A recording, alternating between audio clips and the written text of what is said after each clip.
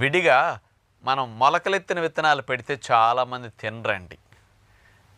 Nuts విడిగా నానపెట్టి పెడితే కొంతమంది తింటారు.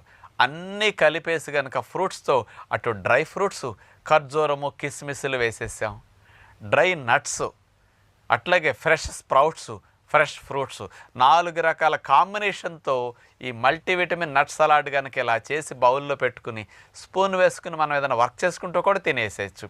అంటే టేస్టీగా కూడా మంచి ఫుడ్ని తినే టెక్నికే ఈ మల్టీవిటమిన్ నట్ సలాడ్.